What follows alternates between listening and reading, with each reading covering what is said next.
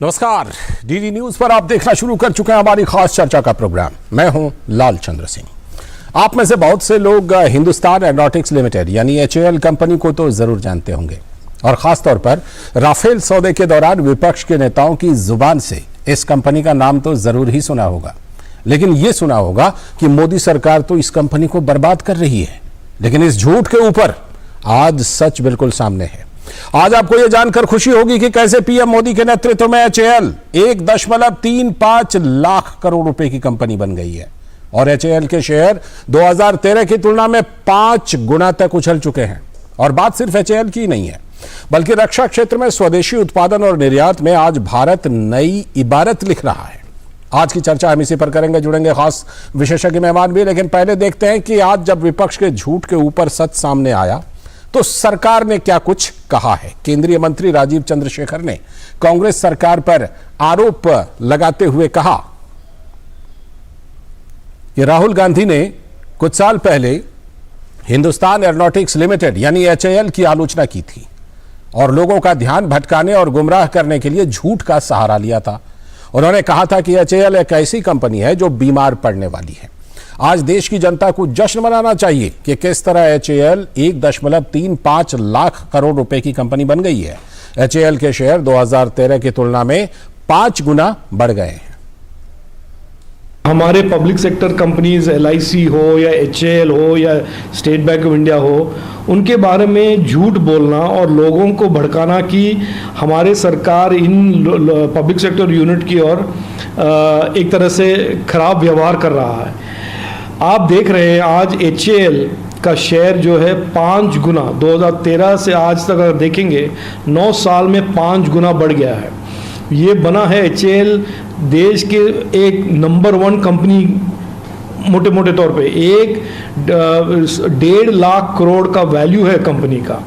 और यही कंपनी था जो UPA के दौरान उनको काम करने के लिए कुछ परमिशन नहीं दिया गया था और जो बनाते थे एरोप्लेन उनसे ना लेकर वो हमारे कांग्रेस के गवर्नमेंट ने स्विट्ज़रलैंड से ट्रेनर एयरक्राफ्ट इंपोर्ट किए थे। आप जानती हैं क्यों किए थे? उनको कमीशन से रुचि था और हमारे सरकार ने इन अच्छे कंपनियों को आगे बढ़ाया है। और आज HAL के परफॉर्मेंस के बाद राहुल गांधी के जो झूठ है और राहुल गांधी ने जो झूठ लोगों को कहने की कोशिश की है उसका एक बार और एक्सपोजर हो जाता है।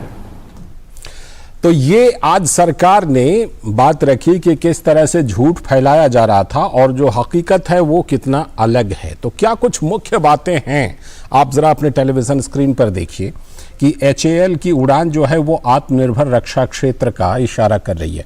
मेक इन इंडिया और आत्मनिर्भर भारत अभियान का रक्षा क्षेत्र में जबरदस्त असर लगातार बुलंदी पर जा रहा है। देश में रक्षा विनिर्माण का क्षेत्र उत्पादन और निर्यात रिकॉर्ड स्तर पर पहुंच गया है। HAL के शेयर बुलंदी पर हैं। 5 साल में 5 गुना शेयरों की कीमत बढ़ चुकी है।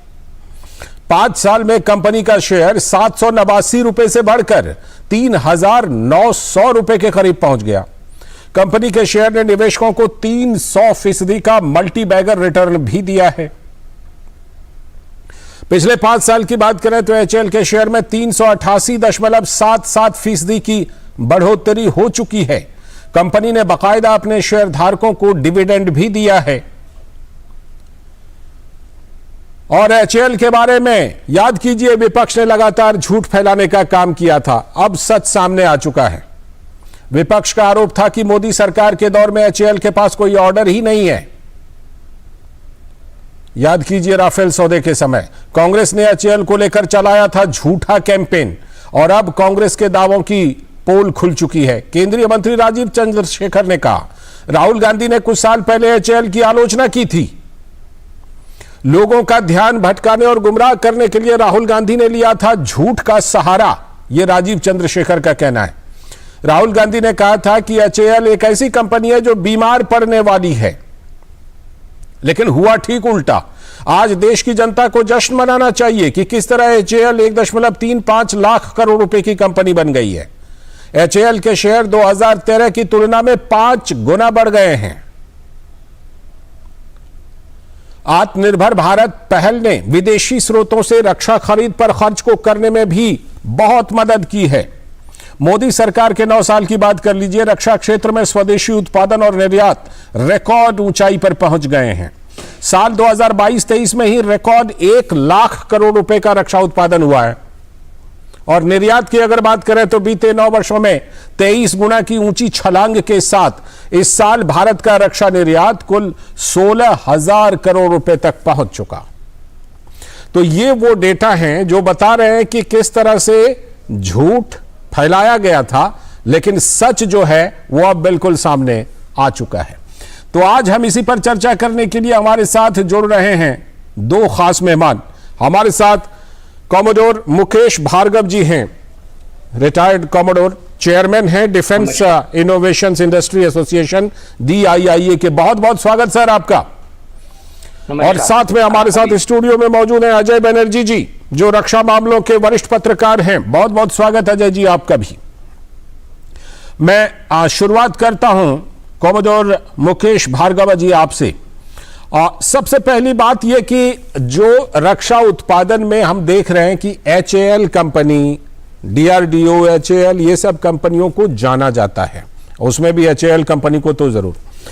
इसी को लेकर यह बात चली थी कि शायद राफेल के समय को मैं याद कर रहा हूं, जिस समय के बड़ा इसका नाम आया था HAL कंपनी का, बहुत ज्यादा नाम लिया जा रहा था कि भाई ये कंपनी तो बर्बाद हो जाएगी, लेकिन हो तो रहा है उल्टा।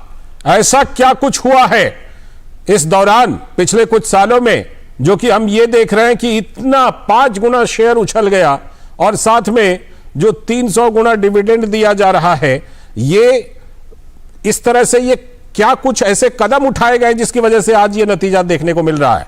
मुकेश भार्गव जी। धन्यवाद लालचंद जी, आपने बिल्कुल सही कहा है कि ये आत्मनिर्भर भारत की तरफ जो अग्रसर होने का हमने कदम उठाया प्राइम मिनिस्टर मोदी जी की निगरानी में, उसमें HAL कंपनी ने पिछले कुछ सालों में ऐसा कमाल करके दिखाया है कि एक्सपेक्टेशन से ज्यादा डिलीवरी उन्होंने परफॉर्मेंस दिया है। बात की जाए कि क्या उन लोगों ने नया किया है, आपको याद होगा कि इसी साल शुरू में तुमकुर के अंदर एक फैक्ट्री का इनॉग्रेशन किया था प्राइम मिनिस्टर ने, मोदी जी ने, उसमें हेलीकॉप्टर्स बनाए जाए। तो अभी देखा जाए तो हम लोग पहले चेतक और चीता दोनों हेलीकॉप्टर्स हमारे फ्रांस के एलोएट कंपनी से थे और उनको अभी हमने LCH light combat helicopter HAL की फैक्ट्री में बनाने की प्रण लिया है और अगले 20 साल में तकरीबन 1000 हेलीकॉप्टर बनाए जाएंगे 3 से लेके 15 टन की कैपेसिटी के अंदर। ये एक बहुत ही बड़ा कदम है क्योंकि हिंदुस्तान की तीनों सर्विसेज के अंदर हेलीकॉप्टर की रिक्वायरमेंट बहुत ज्यादा होने वाली। ठीक है। तो इस तरह का जब इंफ्रास्ट्रक्चर HAL में तुमकुर फैक्ट्री में क्रिएट किया गया है, वो न सिर्फ आत्मनिर्भर भारत को बहुत बड़ा पुश देगा, वो एक हिंदुस्तान को हेलीकॉप्टर्स बनाने के लिए एक इस तरह का स्तंभ बना के खड़ा करेगा कि बहुत अच्छा पोटेंशियल आएगा एक्सपोर्ट करने के लिए। ठीक है। और इसको अगर देखा जाए तो ये बहुत ही अच्छा हेलीकॉप्टर है जो कि प्रोडक्शन भी जो उन लोगों ने अनाउंस किया है HAL ने, पहले साल में 30 हेलीकॉप्टर, दूसरे साल में 60 हेलीकॉप्टर और फिर 90 हेलीकॉप्टर एक साल में निकाले जाएंगे। ठीक। तो इस तरह का प्रोडक्शन रैंप अप जो है, वो आज तक हम लोगों ने हिंदुस्तान के किसी भी फैक्ट्री में नहीं देखा जो HAL ने करने का प्रण लिया है। इसके साथ ही MRO, मेंटेनेंस, रिपेयर और ओवरहॉल, उसका भी वहां पर प्रावधान किया जाएगा, जिसका कि एक्सपोर्ट बाहर की जो साउथ ईस्ट एशियन कंट्रीज हैं, उन लोगों के हेलीकॉप्टर्स भी हिंदुस्तान में HAL की इस फैक्ट्री में रिपेयर मेंटेनेंस के लिए आएंगे। और बेंगलोर की प्रॉक्सिमिटी की वजह से ये जो सप्लाई चेन और इंफ्रास्ट्रक्चर जो बनेगा वो उसको एक दूसरे स्तर पर लेके जाएगा।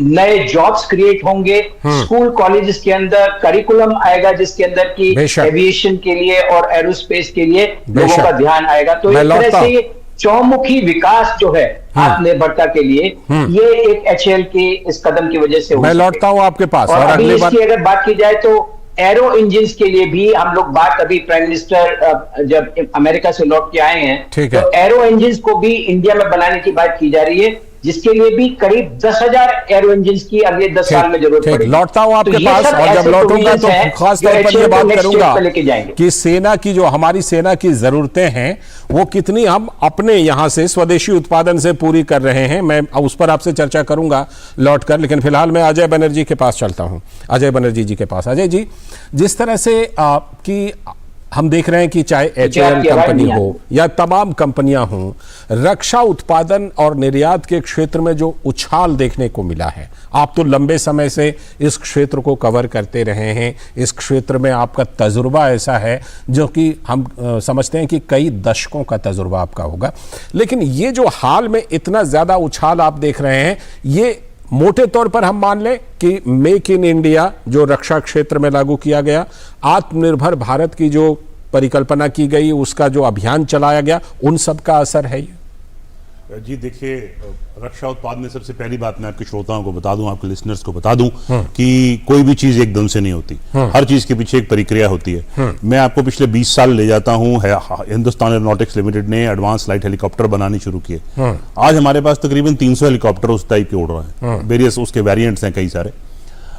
एक पॉलिटिकल पुश होता है और उसके ऊपर एक विल ऑफ द गवर्नमेंट होती है जी। वो विल ऑफ द गवर्नमेंट जो दिखी मुझे पिछले 8-10 साल के अंदर, वो मुझे ऐसे दिखी कि आज वो हेलीकॉप्टर, हम उसका जो इंजन है, सबसे अहम चीज एक हेलीकॉप्टर में उसका इंजन होता है, उसका हमारा जॉइंट वेंचर है साफरान के साथ, एक फ्रांसीसी कंपनी है। अब मोदी जी जब वहां फ्रांस गए थे 2 हफ्ते पहले, तब वहां पर एक छोटा सा ऐलान हुआ, वो लंबे से लिस्ट में एक छोटा सा ऐलान था कि साफरान उसमें इंजन बनाने की जो प्रक्रिया है, उसकी मेटलर्जी है, उसका ढांचा है, वो कैसे बनाया जाता है, उसकी टेक्नोलॉजी ट्रांसफर हाल को करेगा। अमेरिका यात्रा के दौरान भी बड़ी कंपनी के साथ अमेरिका की, वो मैं आता हूं उस चीज पे। पहले ये जो चीज हमारी चल रही है, एडवांस लाइट हेलीकॉप्टर हम 20 साल से बना रहे हैं, उसके इंजन की जो कोर प्रक्रिया है, उसके बनाने की जो क्षमताएं हैं, वो फ्रांसीसी कंपनी साफरान हाल के साथ शेयर करेगी। ये अभी जब फ्रांस में मोदी जी गए तब हुआ जी। दूसरी चीज हाल के साथ क्या हुई, हाल तेजस विमान बना रहा था कई साल से। अब तेजस विमान के लिए हमने जनरल इलेक्ट्रिक, एक अमेरिकी कंपनी है, उससे एक इंजन लिया, उसका नाम है F404 जी जी जी, जो कि तेजस के पहले मार्क में लगा है। अब तेजस का जो दूसरा वर्जन आएगा, जिसे कहते हैं तेजस मार्क 1A, उसमें भी 404 लग रहा है, F404 लग रहा है। तेजस मार्क 2 के लिए F414, जो कि इस टाइम की लिहाज से दुनिया का सबसे सक्षम इंजन है, उस इंजन के ऊपर समझौता हुआ था। मोदी जी गए हुए थे यूएस से पहले हफ्ते में, जुलाई के पहले हफ्ते, जून में गए थे। उसी का तो उस जमाने में जब वो जून में गए, तो जनरल इलेक्ट्रिक के साथ एक समझौता हुआ कि हम वो जो इंजन है मार्क 2 पे लगाएंगे, जो हमारा नया विमान तैयार हो रहा है। और साथ साथ जनरल इलेक्ट्रिक ने कहा कि हम 80% ट्रांसफर ऑफ टेक्नोलॉजी भी देंगे, जो कि आज तक विदेश में किसी ने भी जेट इंजन बनाने की प्रक्रिया की 80% ट्रांसफर ऑफ टेक्नोलॉजी किसी भी मुल्क को नहीं दी है। चुनिंदा 4 या 5 मुल्क हैं दुनिया में जिनको जेट इंजन बनाना आता है। रूस, फ्रांस, ब्रिटेन और अमेरिका और जापान को आता है, मगर वो किसी से भी बात नहीं करते। तो ये 4-5 चुनिंदा मुल्क है जिनको बनाना आता है। तो जनरल इलेक्ट्रिक ने जब कहा कि हम हाल को ट्रांसफर करेंगे, मैं अब आता हूं आज पे। ये जब हम शेयर मार्केट के उछाल की बात करें, जी। मैं कोई शेयर मार्केट का विशेषज्ञ नहीं हूं, मगर मुझे जो रक्षा मंत्रालय से पता है वो ये मालूम है कि हाल तकरीबन 470 लड़ाकू विमान बनाएगा आने वाले 20 साल के अंदर। वो लड़ाकू विमानों में, जैसे मैंने आपको भी बताया, कि इंजन जो होगा वो जनरल इलेक्ट्रिक का होगा। जनरल इलेक्ट्रिक यहां पर जब 80% बनाएगा, तो यानी कि हाल उनकी एक इंपॉर्टेंट एंसिलरी और सब्सिडरी पार्टनर बनेगा इंजन बनाने में जी। हाल विमान खुद बनाता है, तेजस मार्क 2 बनेगा, एडवांस मीडियम कॉम्बैट एयरक्राफ्ट बनेगा, और नेवी के लिए बनेगा जिसे कहते हैं twin engine deck based fighter. ये सब हाल ने बनाने हैं। इंजन उनकी चॉइस हो चुकी है। जैसे रक्षा मंत्रालय ने बताया कि ये जनरल इलेक्ट्रिक का इंजन 80% ट्रांसफर ऑफ टेक्नोलॉजी, ये बहुत अहम बातें हैं, हमारे दर्शकों को ये समझना चाहिए। ठीक, मैं लौटता हूं आपके पास और भार्गवा जी के पास भी लौटूंगा मैं, लेकिन उससे पहले अभी वक्त है एक ब्रेक का, और ब्रेक के बाद जब लौटेंगे तो इस चर्चा को आगे बढ़ाएंगे। आजादी के अमृत काल में देश विकसित भारत के लक्ष्य को लेकर विकास के रास्ते पर तेजी से आगे बढ़ रहा है। और अमृतकाल में विकसित भारत के विराट संकल्प को सफल बनाने के लिए जरूरी है कि आप सही समय पर अपनी टैक्स रिटर्न जमा करवाएं। तो आगे बढ़िए, निर्धारण वर्ष 2023-24 की अपनी आयकर रिटर्न 31 जुलाई तक फाइल कीजिए। याद रखें, उन सभी व्यक्तियों और संस्थाओं को जिनके खातों का ऑडिट अनिवार्य नहीं है, निर्धारण वर्ष 2023-24 की अपनी टैक्स रिटर्न 31 जुलाई 2023 तक फाइल करनी होगी। ड्यू डेट तक टैक्स रिटर्न फाइल न करने पर आपको ब्याज और जुर्माना लग सकता है और कोई भी अनएडजस्टेड लॉस कैरी फॉरवर्ड नहीं होगा। इसके अलावा अगर विदेश में भी है आपकी संपत्ति और आय, जरूर भरिए शेड्यूल FA और FSI। रिटर्न फाइल करने और अधिक जानकारी के लिए www.incometax.gov.in पर लॉग ऑन करें। प्रत्येक आय करदाता एक राष्ट्र निर्माता। स्वागत है ब्रेक के बाद। आप देख रहे हैं खास चर्चा कि किस तरह से रक्षा क्षेत्र में जो आत्मनिर्भर भारत है वो कितना मजबूत होकर के उभर रहा है, सामने आ रहा है और उसका असर दिखाई पड़ रहा है, चाहे HAL कंपनी हो या फिर तमाम रक्षा उत्पादन और निर्यात हो। हमारे साथ दोनों खास मेहमान जुड़े हुए हैं। मैं कॉमोडोर मुकेश भार्गव जी के पास चलता हूं। तो जैसा कि मैंने बताया था, उस समय कहा था कॉमोडोर मुकेश भार्गव जी कि आज जो हमारी सेना की जरूरत है, थल हो, जल हो, नभ हो, यानी कि वायुसेना, थल सेना, जल सेना, इन तीनों को की जरूरतों को किस तरह से हम आज अपने उत्पादन से, आत्मनिर्भर स्वदेशी उत्पादन से किस तरह से आज पूरा कर रहे हैं? एक तो जो सबसे अच्छा कदम जो उठाया गया है वो डिफेंस एक्विजिशन पॉलिसी 2020 की जो बनाई है, उसके अंदर 6 कैटेगरीज प्रोक्योरमेंट की बनाई हैं। पहली 5 कैटेगरीज जो हैं वो इंडियन कंपनीज के लिए ओपन है और पहली 4 कैटेगरीज इंडियन कंपनी के लिए रिजर्व है। मतलब उसमें विदेशी कंपनी भाग भी नहीं ले सकते, एक ही तरह से भाग ले सकते हैं। कुछ कैटेगरीज में वो इंडियन कंपनीज के सब वेंडर बने। तो और ये एक प्रायोरिटी रूल बनाया गया है कि जब तक कैटेगरी 1 इम्पॉसिबल नहीं है, आप कैटेगरी 2 में नहीं जा सकते। जब तक 2 में करना किसी तरह से भी पॉसिबल नहीं है, आप कैटेगरी 3 में नहीं जा सकते।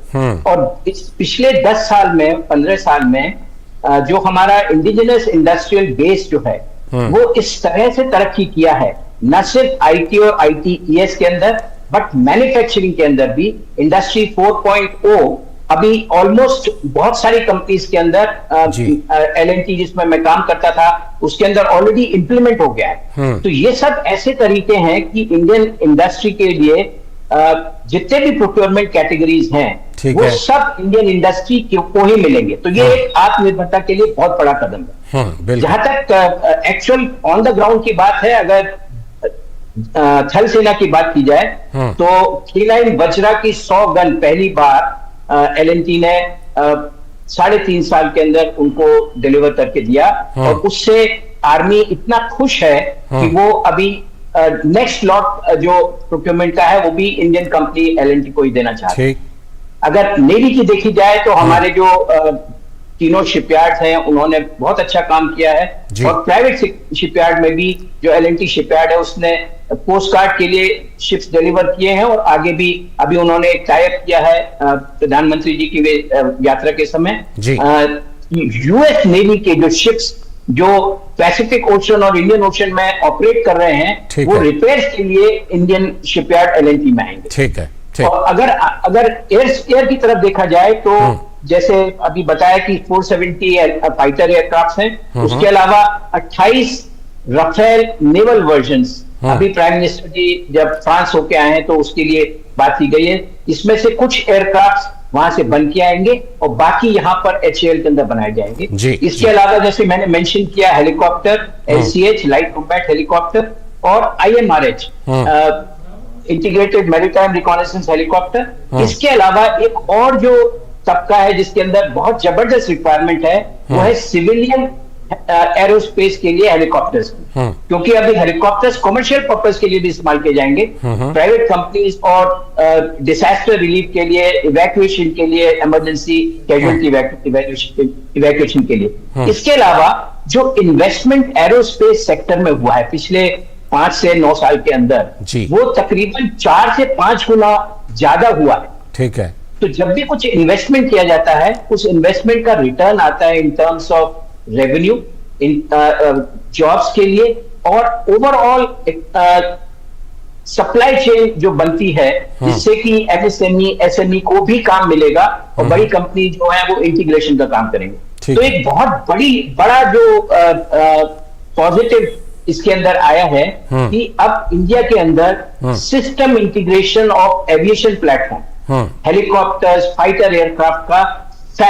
फाइनल असेंबली लाइन सेटअप किया जाएगा, जो आज तक खाली एचएएल के अंदर था, अब ये बाकी प्राइवेट कंपनीज के अंदर भी होगा। यानी कि बड़ी अच्छी तरह से हम देख रहे हैं कि चाहे पब्लिक सेक्टर कंपनी हो, प्राइवेट कंपनी हो, सारी कंपनियां मिलकर के और जो आत्मनिर्भर रक्षा क्षेत्र और स्वदेशी उत्पादन है उसको बहुत ही बढ़ावा दे रही हैं। मैं लौटता हूं आपके पास और मैं रुख करता हूं अजय बनर्जी जी का।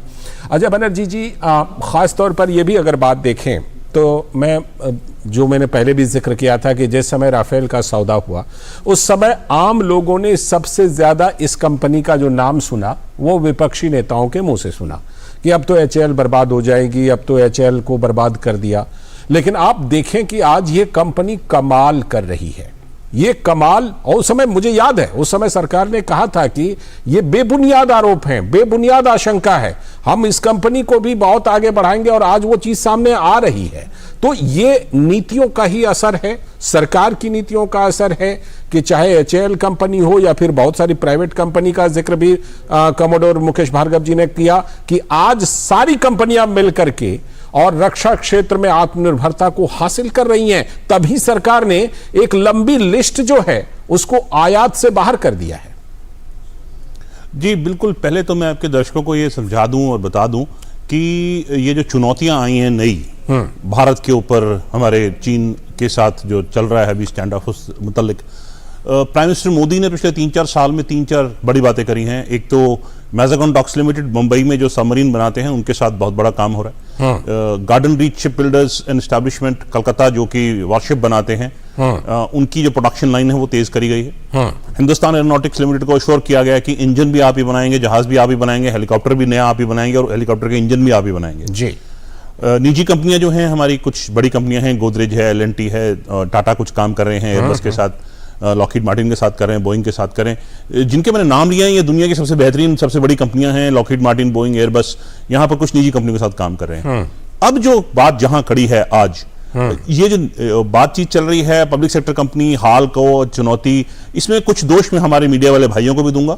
हाल एक लिस्टेड कंपनी है, हर 6 महीने में अपने स्टेटमेंट अनाउंस करते हैं, उसको डाउनलोड करिए, पढ़िए और आप खबर लिखिए, लोगों को बताइए क्या सच्चाई है। बिल्कुल, मगर वो है हमारे यहाँ तो एक, जिसे मैं कहता हूँ व्हाट्सएप की बीमारी लगी हुई है कि जिसने जो कह दिया बस उसे आगे धकेलते जाते हैं, यानी झूठ को फैलाने मैं आज ही हाल का डेटा शीट पढ़ रहा था, कुछ मैं हाल के ऊपर लिख रहा था कि कितने % होल्डिंग किसकी है। वो ऑनलाइन है, सब कुछ पढ़िए उसको। इवन नागरिक जो हमारे सुन रहे हैं खोल के वेबसाइट खुद पढ़ सकते हैं। ये डिजिटल इंडिया का यही नहीं है कि आपने सिर्फ पेटीएम की पेमेंट करनी है, ये चीजें भी पढ़ सकते हैं। एक चीज मैं यहां पर जरूर ऐड करना चाहूंगा लाल जी, वो ये है कि अब प्राइम मिनिस्टर मोदी का जो फ्रांसीसी दौरा था उसमें 3-4 चुनौतियां निकल के आई हैं, जो कि प्राइवेट सेक्टर कंपनी यानी निजी कंपनियों को और पब्लिक सेक्टर कंपनी हाल या बड़ी बड़ी कंपनियां और जो 8-9 बड़ी रक्षा मंत्रालय की कंपनियां हैं, और उन कंपनियों को एक चुनौती है। प्राइम मिनिस्टर मोदी ने बात करी है वहां एक इंजन की, 110 किलो न्यूटन का जेट इंजन आज तक दुनिया में नहीं बना है। उस इंजन से बात करने की डीआरडीओ और साफ्रान फ्रांसीसी कंपनी है, उससे बातचीत चल रही है। उन्होंने साल के एंड तक एक रोड मैप देना है। अब ये हमारी निजी कंपनियों और जो सरकारी कंपनियों हैं इनके लिए एक बहुत बड़ी चुनौती है कि हम वो टेक्नोलॉजी को अब्सॉर्ब कैसे करें, यानी उसे सीखें कैसे। जी दूसरी चीज जो प्राइम मिनिस्टर मोदी के इस दौरे से बड़ी अहम निकल के आई है, एक तो हो गया जेट इंजन, जो कि दुनिया में ऐसा इंजन ही कभी बना नहीं है, उस इंजन को बनाना है। दूसरा, पनडुब्बियां बनाने की बात चल रही है। हम फ्रांसीसी कंपनी नावल ग्रुप है, उनके साथ मिलके बंबई में स्कॉर्पियन का, जैसे हम कलवरी क्लास कहते हैं, मैज़ागन डॉक्स लिमिटेड में सबमरीन्स बन रही हैं। 6 बन चुकी हैं, 3 और बनने की बात हुई है। प्राइम मिनिस्टर मोदी के दौरे में एक बात निकल के आई, इसमें मेक इन इंडिया कंटेंट ज्यादा होगा। ठीक है। नेवल ग्रुप ने बताया है कि मेक इन इंडिया कंटेंट तकरीबन 60% हो जाएगा, 60%। ठीक। अभी करीब 35-36% है, 60% मेक इन इंडिया हो जाएगा। अब आती है इंपॉर्टेंट चीज, 35 से 60% मेक इन इंडिया करने के लिए हमारी कंपनियों को वो टेक्नोलॉजी सीखनी पड़ेगी और वो चैलेंज को एक्सेप्ट करके सामने आना पड़ेगा। बिल्कुल। आप हाथ पे हाथ रख के बैठ नहीं सकते। अब ये चैलेंज प्राइम मिनिस्टर मोदी ने आपके सामने रखा है, इसको पूरा करके इसको पूरा करना पड़ेगा। और मुझे लगता है कि जिस दिशा में रक्षा उत्पादन का क्षेत्र जा रहा है उससे वो पूरा होता हुआ दिख भी रहा है। और जो आगे की बात आपने कही कि उन चीजों को सीखना पड़ेगा और पूरा करना पड़ेगा, हमें लगता है कि चाहे हमारी सरकारी कंपनियों, प्राइवेट कंपनियों, सभी उस चीज के लिए तैयार दिख रही हैं। उसी का नतीजा हमें सामने दिख रहा है। बहुत बहुत शुक्रिया आप दोनों का, अजय बनर्जी जी आपका भी जुड़ने के लिए और कमोडोर मुकेश भार्गव जी आपका भी जुड़ने के लिए बहुत बहुत शुक्रिया। तो बिल्कुल रक्षा उत्पादन की जो मजबूती है वो बिल्कुल सामने आ चुकी है। उत्पादन 1 लाख करोड़ रुपए का, निर्यात 16,000 करोड़ रुपए का, और यह कारवां यहीं रुकेगा नहीं, बल्कि आप देखेंगे कि आने वाले दिनों में यह और नई ऊंचाई पर जाएगा। और ये जो सरकार की नीतियां हैं स्वदेशी उत्पादन की, उसका नतीजा निश्चित रूप से है मेक इन इंडिया का, आत्मनिर्भर भारत का। बहरहाल आज की चर्चा में इतना ही, लेकिन डीडी न्यूज पर खबरों और कार्यक्रमों का सिलसिला लगातार जारी है। हमें दीजिए अनुमति। नमस्कार।